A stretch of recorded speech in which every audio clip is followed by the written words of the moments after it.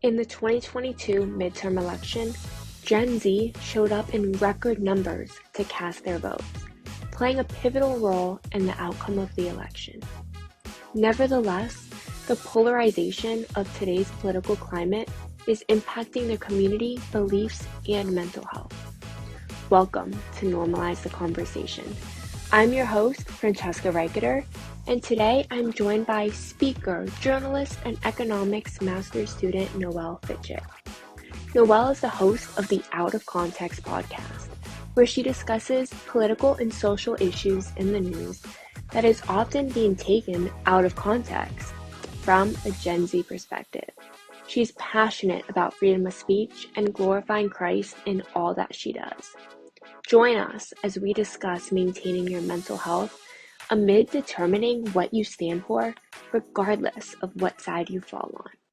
Noelle, I am so excited for our conversation today. Thank you so much for joining me.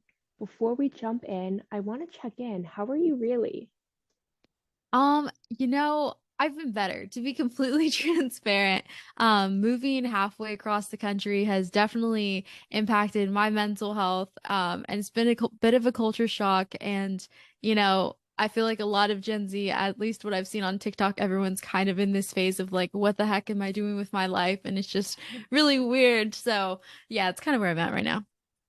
I can so relate to that. Figuring out who you are, where you want to be, and then actually moving physically. I go back and forth between two states, and it is so hard everything's so different. You cross state lines, and for some reason, everyone's different, everyone's beliefs are different, every conversation's different, every building looks different.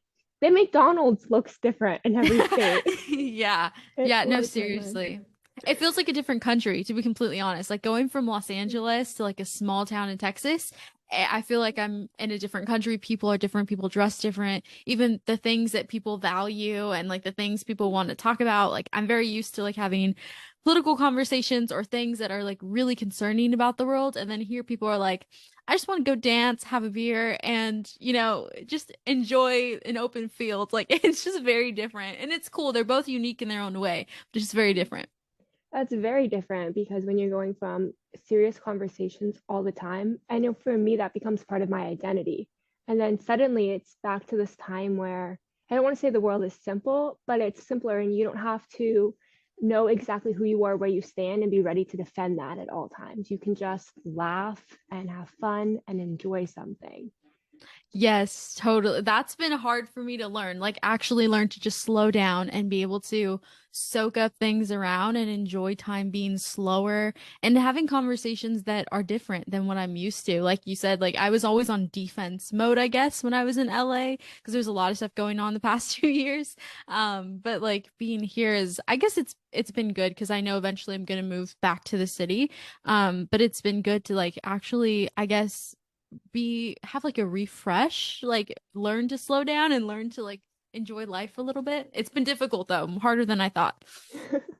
I bet. And it's so, I think, taxing on our mental health when we're put in a position where we're constantly defending ourselves or fear that we're going to have to defend something we say. And when every conversation is built around this idea that I don't know if someone's going to agree with what I say and I need to be ready to fight back, but then also need to be respectful so I don't come off as this mean person or this bad person. I feel like when 2020 happened, everyone kind of had to like pick a side in a way, and it's been toned down. I think a lot of people are mending friendships and it's getting a little bit better, but when I was pretty apolitical, I went down the rabbit hole and my views kind of changed. And when I went public with those views, I got doxxed. So like people came to my house, I got death threats, and it just got really bad online. It was like the if you care about what people think, get doxxed and you will never care what people think ever again after getting doxxed. But that kind of happened to me. So I think after that, I was kind of numb to any other situation. But I did encounter that living in LA. That is a lot to handle. I mean, we're young, and for to have an opinion and suddenly death threats, people showing up to your house, how did you even begin to cope with that? Honestly, when it first happened, because I didn't even realize it was happening, I didn't have Twitter at the time. I just saw like a ton of people watching my Instagram story because like my account was public. I didn't have a big account or anything. And then I just saw like my follower count like dramatically just like start dropping.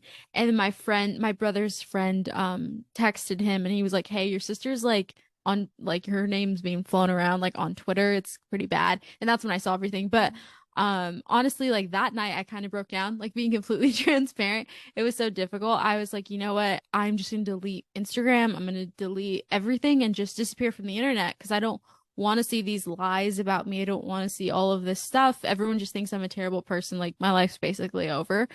Because people emailed my school too, and at the time I wanted to go to medical school, so I just thought everything was pretty much over for me.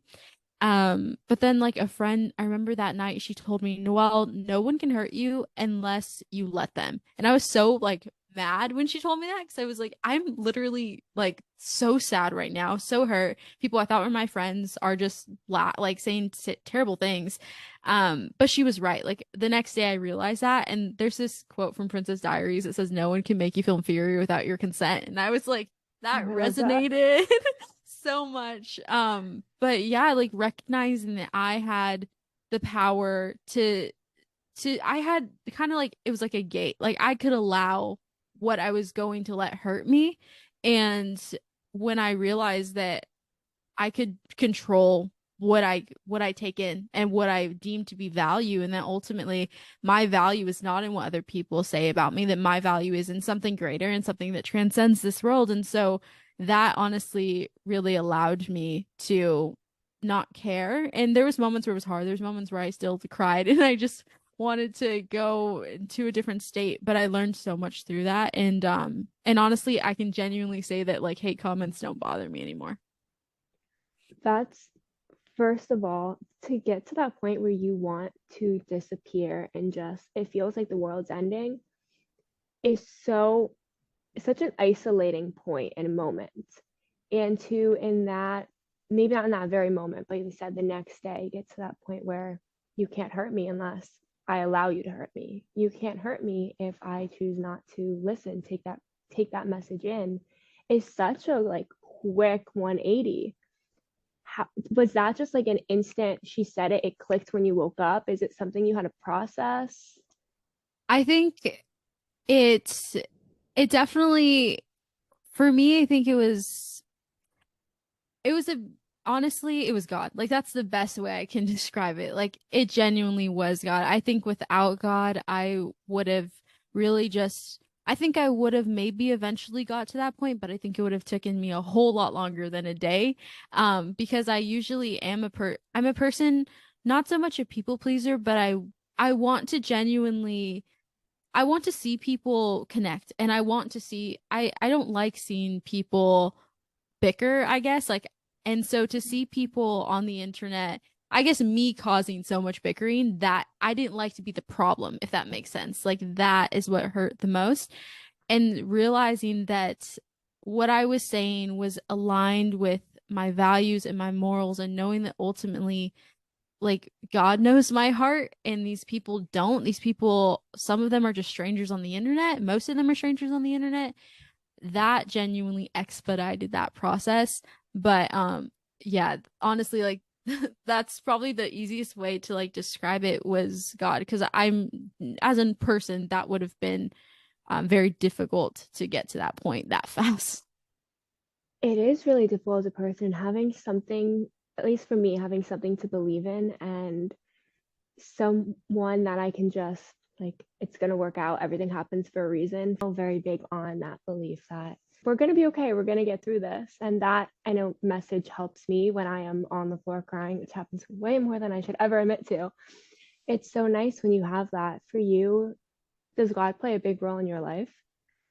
Absolutely. I went through a toxic situationship in 2019, and that really impacted me. I was at like my all-time low with my mental health. And honestly, things were kind of shaky in my relationship and my understanding of God prior to that. And I, in that situation, was part of the problem. And so when that situation ended, I really felt like that was when my relationship with God actually started to blossom into something authentic and something true. And I started going to a different church, and a lot of things started to change for me. And I'm so thankful that that happened before 2020, because the results of everything that happened in 2020 probably would have looked a lot different. But um, just knowing that, honestly, like when I realized that there's nothing I can do as a person to become a there's nothing I can do as a person to make myself feel better, that God is the one who has forgiven me and redeemed me, and because of him I can be confident in who he is, and I can be saved because he loves me. Like that really changed my whole outlook on life, that there's nothing I can do to I guess there's nothing I can do to earn grace. And that like really changed my whole life, because I think I've always been a perfectionist. I've always been someone who puts their identity in like their grades, and realizing that nothing I do, even if I'm this perfect kid, I'm not a perfect person, but like even if I'm this like amazing person, like I can't I can't earn grace, and knowing that a God who transcends everything loves me and forgives me, and I don't have to earn anything because I can't. Like knowing that he is sufficient, and it's okay that I'm not. There's just a lot that really impacted my life and impacted everything that I do. And without that, I honestly probably I don't even know if I would be here if it wasn't for that. So, For me, that knowledge that I will be loved no matter what. If I do the wrong thing, say the wrong thing, react in a way that could be perceived mean, or just if I don't know who I am, what I'm doing, if I am falling apart, I'm still loved. For me, that's the same thing. It's what kind of keeps me alive in those moments where I struggle to love myself. yeah, no, absolutely. I resonate with that. And like I this is like silly, but there's this like cartoon that I saw when I was younger, and it was just about this character, and basically like the good things and the bad things bounced off of her. And that's kind of like the image that I have in my head now of like with Christ in my life, even the good things, because I think sometimes we can place our identity in, okay, all these people are saying these really good things about me. So that has a tendency to also become our identity, but knowing that like those good things and the bad things don't define me, and ultimately God defines me, that just alleviates so much weight off my shoulders personally. Yes, because people can take away the nice things they say, they can change it. And then when your identity is wrapped up in what other people say, that's something that I've recently learned, is when your identity is wrapped up in other people saying, "Oh, you're so kind and you're so helpful." And then the minute you can't do something from that for them, they're like, "You're a terrible person, you don't actually care." And I'm like, I spiraled. I was like, "Oh my goodness, you're right. That's something's wrong with me. I'm not good enough." I went down that rabbit hole so far because my identity was tied into the nice things they were saying, because I wanted to be that person. I wanted to make people happy. Yeah, no, totally. And I think that's like because it's good. Like it feels nice to hear compliments. Like Yeah. it's like, okay, cool. I'm doing something right. Like I'm making people happy. But then, like you said, those things can be taken away in a matter of seconds. And I mean, people change their minds so frequently that it's just not a very sturdy place to place our identity in. Exactly. And the world is so polarized where something that seems okay today is wrong tomorrow and politicized tomorrow. So when your identity is wrapped up in something that is external, it's it's impossible. It's impossible because you never know what the media is going to grab tomorrow and run with. Yeah, absolutely. I mean, we've seen that so much within the past 2 years if people are praised in one moment and then canceled the next. So it's just this world is not stable, and it's comforting to know that this world is ultimately not my home. So yeah. Exactly. And on to that point, I really want to talk about how you've been able to figure out your identity or what you believe in, what whether it's politically, religiously, just who you are in despite of all the pressure of the media telling us exactly what we have to believe in and why we're wrong. So for people who are trying to just figure it out, what do I believe in? What do I believe? Every channel is telling you something completely different, a different side. How did you figure that out for yourself? I think for me, so I originally had different views. I think going into college, first gen, Hispanic, oldest child, I kind of like tended to put my identity in all of those things and all of those titles. And so whenever anyone disagreed with me politically, whether it be on privilege or other types of political conversations, I took it as a personal attack. So I was definitely the person who was not that pleasant to be around because I always took everything as a personal attack. And even during COVID, rather than respecting other people's differing opinions, I was the person giving people dirty looks for different decisions that they were making. So I went from that to a very different perspective now. And I think part of the reason of that was I really cared about truth. And I know that in this day and age, it's kind of hard to figure out what is true and what's not true. But ultimately seeking, okay, what is the truth about this topic? And am I willing to put my personal biases aside and hear this view? And that was very difficult to do. But I'm really thankful for people when it comes politically to people like Thomas Sowell, who grew up in a very rough area in Harlem, but he has very different opinions. He used to be more of a Marxist, and now he's more of a libertarian capitalist. And I really liked hearing his views because I resonated. He had a very similar story to my dad, grew up with a single mom, and hearing him kind of, he didn't fit the mold. He's black, he's from Harlem, he went to Harvard, and hearing him have the views that he did was very, it broke my echo chamber because I'd never seen anyone that looked like him talk, express the views that he did. So honestly, like being willing to search for truth and put your biases aside is so important because pursuing truth, I think it doesn't matter. Like if you're trying to find truth to advocate for a left wing ideal or a right wing perspective, it's going to be biased. Like that's not, we should just pursue truth, and wherever that takes us, that's where it takes us. And I think that that's what I did, and it's been really beneficial. And it's difficult because you won't agree with your side a lot of the time, and that's okay. And I think don't be overwhelmed by that. If you are not agreeing with your political side of the aisle, it's okay. Some issues are nuanced. Some issues are not, like the right doesn't have all the answers, the left doesn't have all the answers, and I think that that's really important to remember. Like you're not crazy if that happens. Yes, there's things on both sides that I do not and will not I don't agree with, and there are things on both sides. I'm like, you have a point, you're right. And figuring out that it's okay not to be completely in line with the GOP or completely in line with the Democrats, and just figure out who you are and realized I can agree with some pieces on both sides and disagree and use my voice to agree and disagree. And that's okay and that's normal. It doesn't mean I'm lost in the middle. It just means I'm a person. Yeah, absolutely. And I think most people are somewhere in that same space. Like Yes. the media likes to paint it out like Republicans are all super far right, and the left is all super far left, but in reality there's a lot of overlap. I have so many friends. For example, one of my friends identifies as a political leftist, but she's pro-life, and she's like an anomaly to me because I haven't met someone who identifies as more left wing but is also pro-life. Then I have friends on the right who are, recognize that we need to address our criminal justice system, that are anti-death penalty.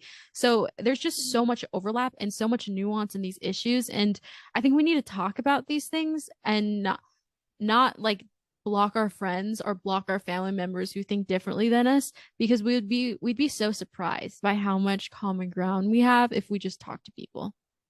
Exactly. It's this lack of communication and just what's trending on Twitter must be what's right. And those are the only conversations we're having. And we're not giving people the chance to put their opinions out there and have a response that's respectable.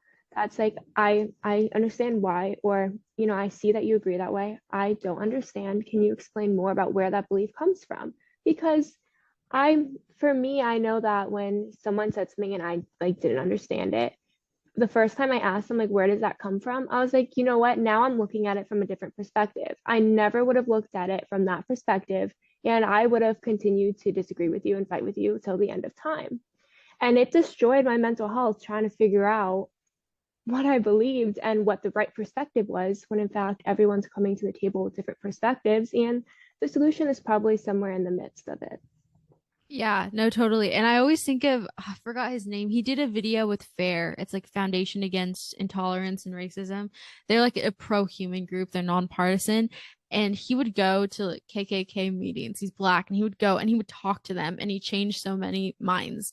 And that really opened my mind because I was like, okay, if he can go talk to people who like very much so are hateful and change people's minds, then I can definitely have a conversation with my cousin or my friend who does not want to talk to me because of my views. Like I can definitely have more patience and try to find that middle ground, because I think sometimes with Instagram and social media, like the algorithm pushes polarizing information and pushes polarizing people, and we don't always see that nuance because we're only seeing one extreme, or we honestly just we only follow people who think like us. So we're not exposed to people who may agree on some issues, but then disagree on other issues. So it's so important that we talk to our friends and people who think differently than us. Yes, it is. Oh, and like you said, we follow people again who think like us. So when for the first time we're in a room where we're the only one who thinks differently, that can be so overwhelming to, am I right? Am I wrong? Who am I? What's wrong with me? Why am I in this room? It's just, again, I feel like every conversation around politics or around your identity, around religion, around race, everything today is there's this lack of conversation. So when you're put in a room that's different from what you're used to, what you're expecting, it becomes like an internal crisis. Yeah, no, totally. And I think it's like we can even question if I guess if we're on the right side of history, or if we're saying the Yeah. right thing, because everyone disagrees with us. And I think that was something when I was in LA, it did take a toll on my mental health at first. And also there's like an element of fear for a little bit. I remember I was in the conversationalist, they had a like pro-life, pro-choice conversation. And when I went to the premiere, everyone in the premiere, pretty much everyone was pro-choice. And I'm pro-life, and that's a stance that I've came to more strongly within the past year and a half. And it was scary. It was scary being in a room full of people who I knew disagreed with me, because I guess at TC, I knew that I was safe because I knew that people were willing to hear a different perspective. But then to be around people in person who I've never met in my life, who I know feel very strongly about this issue, like some people even walked out and left. Um, I was a little bit scared because I was talking to everyone, was friends with everyone before, but I didn't know how it was going to go after at the reception. But surprisingly, a lot of people were like, "Hey, I disagree, but I really valued you sharing your perspective." And that was very alleviating. And I think that also strengthened and emboldened me, like empowered me a little bit more to speak about my views and to share why I have those views, because I shouldn't prejudge someone that they're going to hate me or harass me. And I think that's something that we can kind of succumb to after 2020, of like being afraid that people are going to hate us. But I mean, if we don't share our views and share them boldly, then people will never hear another side to a discussion. So, yeah, it's definitely scary, but it's so worth it. And people should definitely take that step, to share their views. I agree. And I remember that premiere and watching. I mean, there were four of you on the couch talking, but what stood out to me was you and Victoria, because your views were so opposing, yet you were both so respectful in your counter. Mhm. And that's so rare. And I think women are often pitted against each other and kind of forced to compete. So the language in the conversation is not always very respectful when women are put into a place where they're supposed to, not that they're supposed to fight, but they're supposed to debate, I guess, in this situation. And to see both of you do it so respectfully and share your views, and you both found something like, oh, I see why you think that way. And in the end, your opinions didn't have to change, but the respect you had for each other didn't, it wasn't all blown up just for having a conversation and sharing your views. And I remember listening and agreeing with pieces that both of you said. And I was like, wow, now I need to reevaluate where my perspective comes from, why I think the way I do, and how I could have a conversation to learn more on both perspectives. So that for me was amazing to see a conversation like that, so respectful.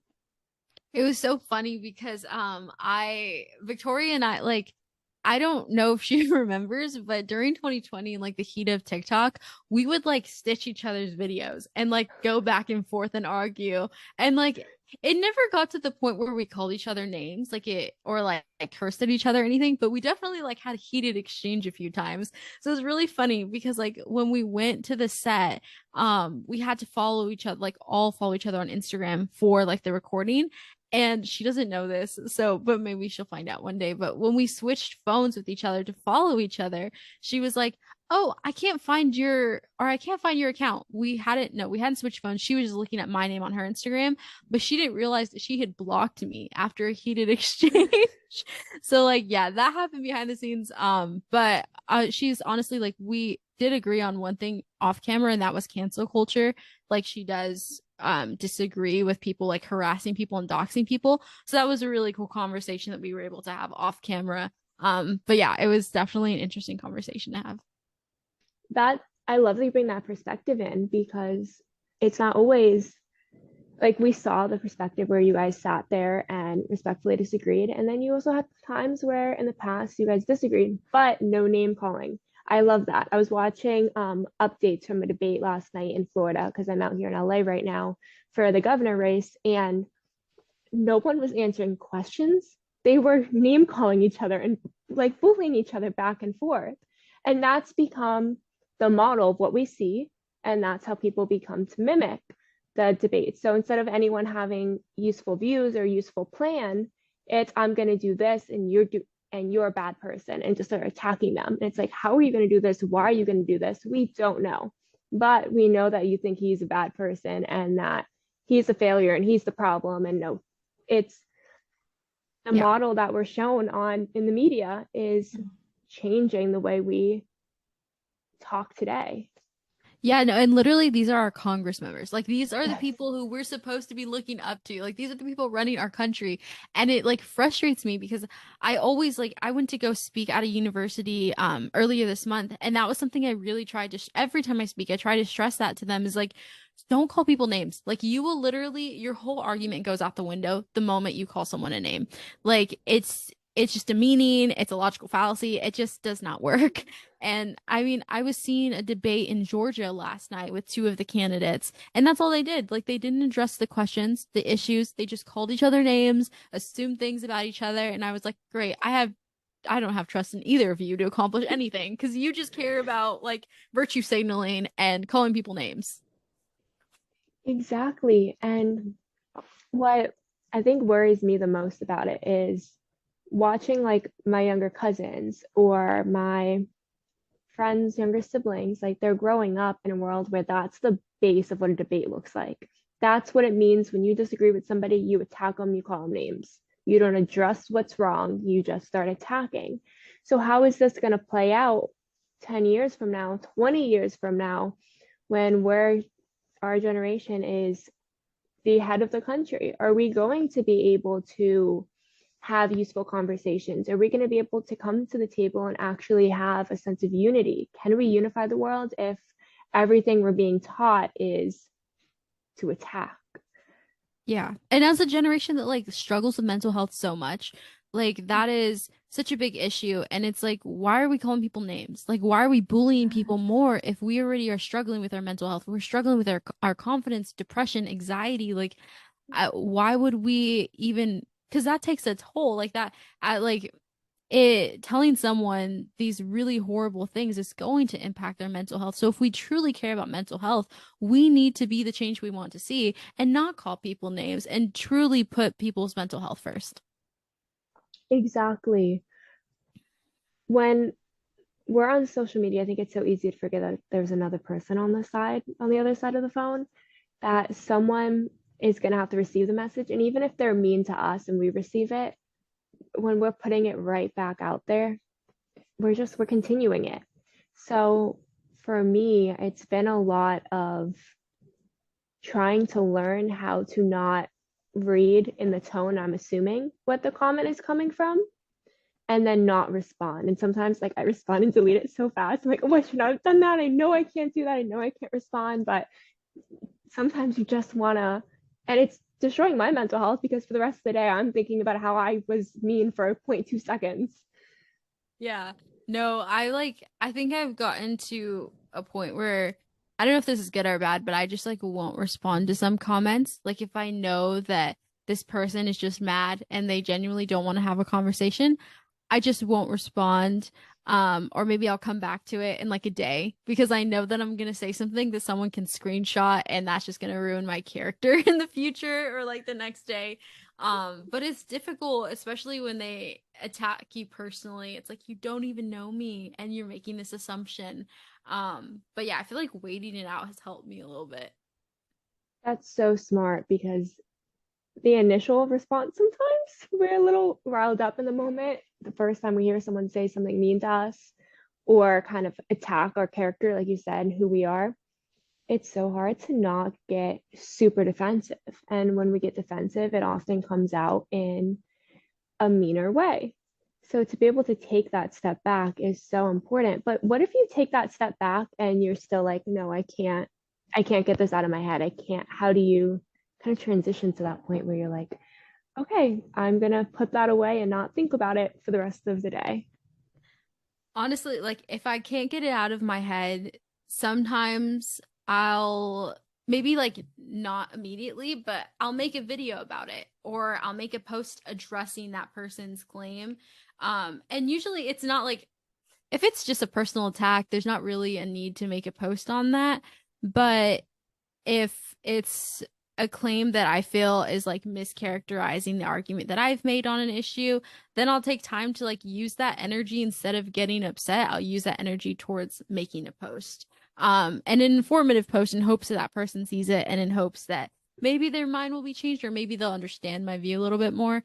Um, but yeah, I honestly like genuinely, if it's a personal attack, I tend to not care anymore, but that's honestly because I was doxxed. Like if I wasn't doxxed, then I probably would care a lot more. But like after people air out your dirty laundry on Twitter and like literally say the most vile things, it's like, okay, I've heard worse, which is sad, but it's kind of like that's where I was at. I think, I mean, that's terrible when that happens to you. And that for me is my like biggest fear in the world is that I'm gonna say the wrong thing and it's going to blow up in my face.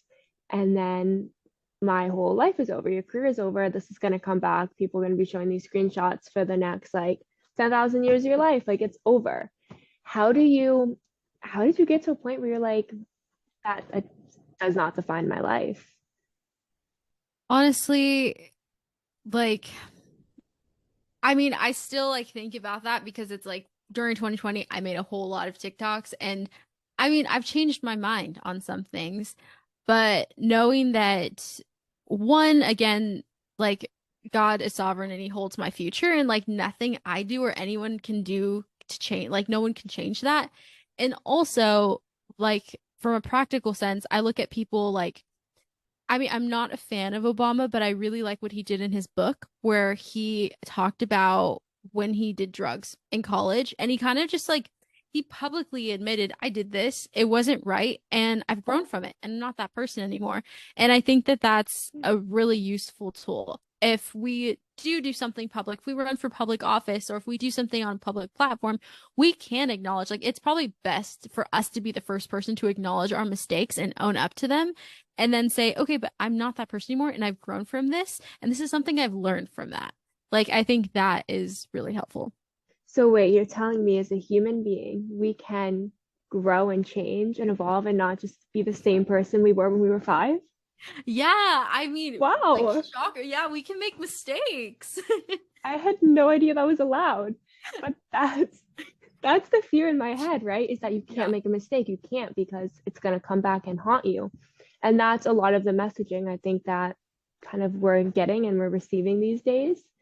And yeah, we are going to change. What I believed 3 years ago is definitely not the same thing I believe in any way, shape, or form today. And why? My life experience has changed. My situation changed. I was no longer in the same environment. I was around different people. I struggled myself. I saw all these different perspectives and I changed and I grew and I evolved. And I'm probably going to change and grow and evolve again, maybe tomorrow. We don't know. But it's okay to change and evolve and grow and not think the same way you thought before. And you don't have to hold on to the same belief because you don't want people to question why you've changed. Yeah, I think that's like a really common fear. And I've seen that a lot politically with some candidates kind of switching their party affiliation or like their stance. People are like, oh, well, they're not real, like they don't really believe in this issue because they had this view before. And it's like, okay, like you said, people change. Or maybe people weren't as vocal before. And we need to have grace on each other and remember that we have changed our minds so many times. And it's perfectly normal for someone else to change their mind, just like we've changed our mind. And that doesn't mean like we it doesn't mean we have to agree with that person. It doesn't mean we have to support that person. It just means we have grace and we hear them out and just we don't cancel them. We hear them out and we're not, we give them room to grow. Yes, I mean, canceling a human seems like the most common sense option, right? Like someone says something wrong, up, you're canceled. Like turn mute. Yeah. Where's the remote to turn you off? You like we can't. I don't know why it's become such a cancel them, they're done, get rid of them. I mean, there are certain situations if someone is a bad person that I agree with the situation of maybe not having the same brand endorsements with them, maybe not wanting to work with somebody because of certain situations. And I'm not going to get into what that is because I'm not in that experience of had to do that yet. However, I think that for the most part, we could be having like conversations, like purposeful conversations. Why do you feel that way? Where is it coming from? Why don't we bring different people into the room with all different perspectives and opinions and let's have an actual conversation and maybe everyone can grow from it? Because what just happened is someone said something wrong, they were canceled. Everyone who agrees the same way that that person agreed or thought now is on defense against the rest of the world and attacking each other. And now we're on Facebook and our aunts and uncles are canceling Thanksgiving because of one comment that was made that could have been turned into a productive conversation to give everyone the chance to be part of the conversation and maybe educate people to come to the table with new ideas.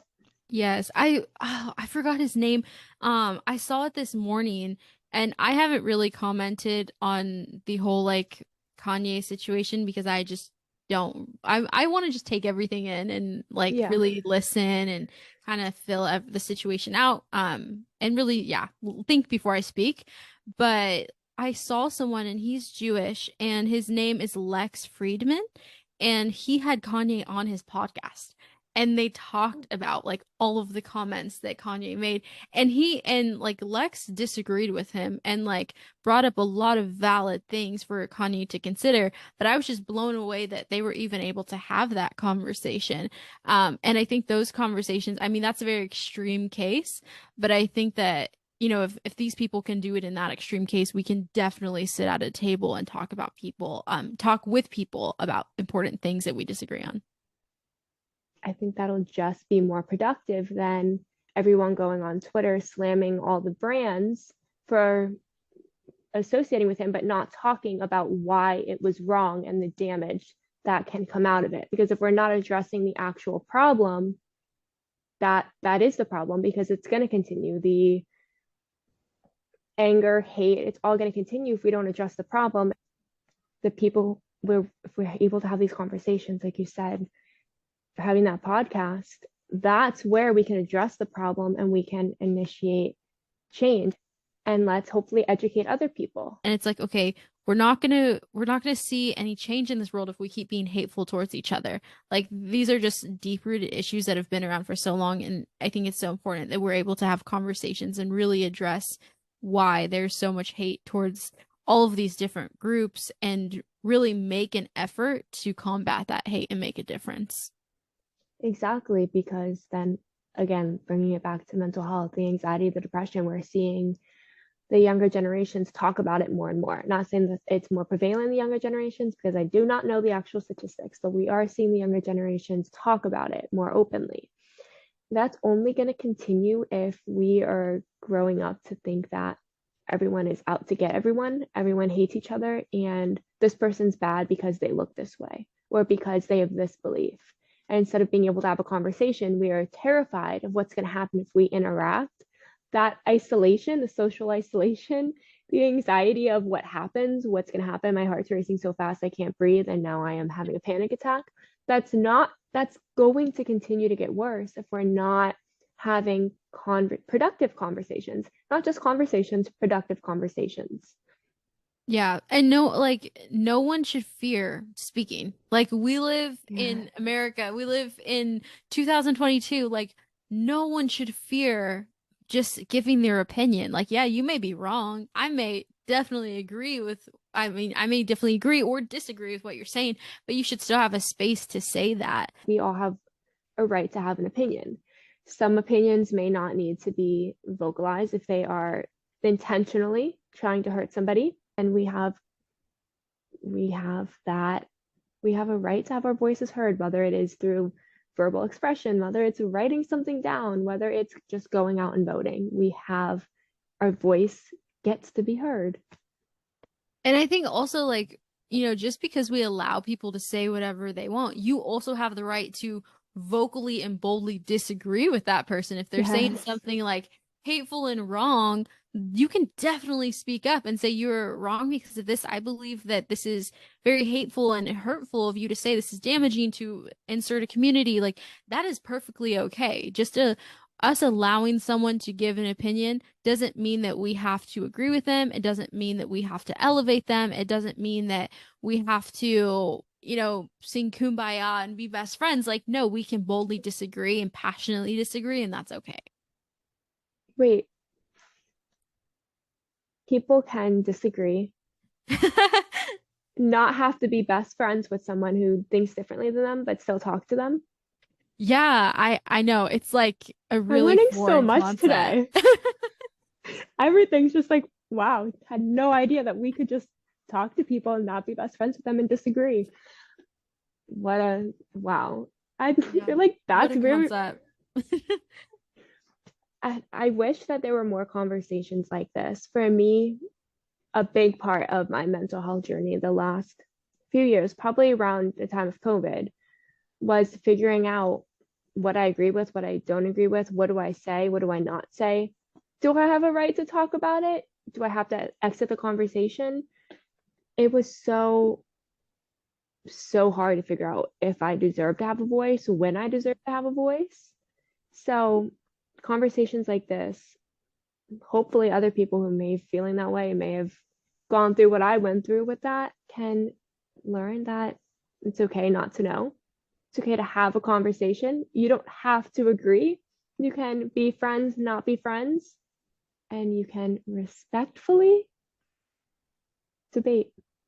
Yeah. And it's okay not to have an opinion on something too. Like I feel like we're pressured into like having an opinion on every single situation. And it's like I'm not a foreign affairs expert. Like I'm not a expert in this issue and I'm just gonna sound dumb and waste your time and my time if I try to sound like I am. Like it's okay not to have an opinion on certain things and it's okay to take in the information and learn and educate ourselves. And that's something that I've had to learn and that's okay. Yes. I was talking to somebody about that the other day, where it was something to do with choices for a parent making for a child. And I was like, I'm not going to give you my opinion on it because I'm not a parent. It's not my kid. I can't tell you what to do. But I can tell you that I think it'd be really great if we had more mental health resources available in schools so that kids are able to cope with what's happening. They're able to find some kind of confidence in themselves. It's like, I can't tell you how to raise your kid or what to do or not to do with your kid, but I can tell you that I think there's a lot of great resources in the community that we can talk about more and give kids and give parents more education, more information, more resources that positively support them. And that's learning the scope. And that's okay. I don't need to have an opinion. I may even think I have an opinion, but it's not my place to give that opinion. Or I don't know, because I'm not raising a kid right now. I have no idea. I cannot tell you how to raise a kid. I can't even begin to think of an opinion for that because that's terrifying to me right now. I'm trying to keep my dog alive. Yeah, no, I think it's like, I think sometimes like we've reached a point where it's like, oh, you can't say anything or you shouldn't speak on this issue because you're not of this group or like you're not in this situation, I guess. But it's like, I think everyone should be allowed to say their opinion if they want, but also we recognize that, like, for example, in that situation, a parent's voice is going to have a lot more weight than someone who's not a parent. And so, like, that doesn't mean we don't have an opinion on certain issues, but we also recognize that certain voices are going to carry a little bit more weight in certain situations. And that's perfectly okay. Exactly. It's okay if your opinion is not the most top needed opinion right now, but it doesn't mean you don't have to have an opinion. It doesn't mean you don't have to have voice. It doesn't mean you don't have to talk about it. You could even talk about it with, like the situation, a parent and ask them, well, what's your perspective? As someone who is not a parent, how can I support you? How can I learn? What can I do? Because maybe I don't know. I have no idea how to raise a child, but you need formula and we're struggling to, there's a formula shortage. Okay, let me see how other ways to get formula and how I can help you find more supply, more resources. I may not be able to solve the problem, but maybe I can. You told me what the problem is for you specifically. I can go and try to find some kind of resource. I can try to learn what's happening and how I can be an advocate. Doesn't have to be a problem I'm personally facing.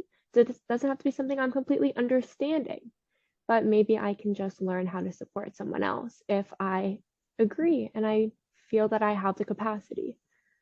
Yeah, totally. And I love that, like, we can't control every situation, but we can control certain things and we can definitely make a change and help out in those areas. And like that's okay if we can't control. I think that that's the big thing that we have to realize is like it's okay if we can't control everything. It's okay if we don't have all the answers. Um like I think just honestly as a generation, I think we just need to have like a little bit more grace on ourselves that like acknowledging it's okay if we don't have all the answers to things. In a generation, I think, full of perfectionists, it is so hard. We want to control everything. I mean, can't speak for an entire generation. I want to control everything. I don't want No, anything outside same. of my control. Yeah. It's so, it's hard when you can't, because when you feel like you can, like, fix something and you can't, like, that's to let go of that control. Like, I have to just learn to put in God's hands, or, you know what, I'm not the ones making the laws. I'm voting, but I'm not the one making the laws. So, Yeah. can I control that right now? No. Am I going to let that destroy my mental health today? Hopefully not. But am I Yeah. going to figure out what I can do when I have that capacity, when I have that space with the resources I have? Absolutely. Yeah. No, totally. I think that's like so that's such a big part because it's like I'm going to do everything in my power to make a change and to advocate for the issues I'm passionate about. But at the end of the day, like I'm going to rest. And for me, like I have a big comfort in knowing that like God controls everything. And there's just a lot like that definitely lessens my anxiety in when situations don't go or election outcomes don't go the way that I wanted them to. That that's amazing. It's such a good perspective to have. It's hard to be able to kind of move past that. Because, like you said, that fear. So, knowing that, like you said, good leaders, bad leaders, we have to have bad leaders have good leaders. We have to have good leaders have bad leaders. We need to be able to tell the difference. And hopefully, the next time we vote for who I like to vote based on values and whose I align with. And I don't like to vote based on a party line. And I think that's different for everyone. Some people will vote strictly on a party line and to each their own. But finding why you vote the way you do, what you want to vote for, and how you can hopefully maybe inspire other people, and then leave it at that. Because again, your mental health is worth more than who's in office. And they're probably not going to put funding toward mental health no matter what. No matter who's in office, Yeah. they're probably not going to give you the funding you need for your mental health or the appropriate amount of funding. So support yourself. And then when you're feeling ready, use your voice or your resources to change the world and let's make a difference. Maybe our elections will seem a little less frustrating 10 years from now. I know. I wish we could just like completely get rid of the party labels and just list people's like stances on issues and their platform and what they plan to do. Like I would genuinely be so interested in who we elected if that was the case. Yes, I think that would be very difficult for a lot of people because I've noticed when I have conversations with people who are very strong on either side, they don't know what the stances are necessarily. They just know they have to vote for them because it's the party. And if we didn't have that label, would we know what our own stances are? Or would the side we identify with or the candidate we identify with, because I can't say candidates even, hopefully candidates aren't completely representative of a side. I like to think that we can get some moderate candidates in there that Yeah. have from both, because to me that's important. Um, However, that's not to seem to be the case these days. But if we just, who would we vote for? What if we only saw their actual opinions and their stances? Yeah. I think it would be so different. Like I think the outcomes would be drastically different because I think again, I think we'd realize that we have so much more common ground than we think that we do. So it'd be really interesting. I mean, I think it'd be cool to try one day. I hope maybe Gen Z can accomplish that because that would be really nice. Like during 2020, I kept hearing the saying, vote blue no matter who. Like super catchy, super great for election season. But it's like, wait, this is actually really bad because we should definitely know why we're voting for who we're voting, whether it's red or blue. We should just have reasons, not no matter who. Like we should definitely know why. Exactly. Gen Z, let's get together and change the world. Thank you so much for listening to Normalize the Conversation. Don't forget to subscribe, rate, and review. This podcast is an initiative of Inspiring My Generation, focusing on normalizing the conversation, bringing education and awareness to the forefront, and amplifying global voices to spark change and hope. Inspiring My Generation is a 501c3 nonprofit organization on a mission towards suicide prevention through awareness, conversation, education, and support. Connect with us on Instagram at Inspiring My Generation and visit our website inspiringmygeneration.org to learn more about our work and how you can make a difference.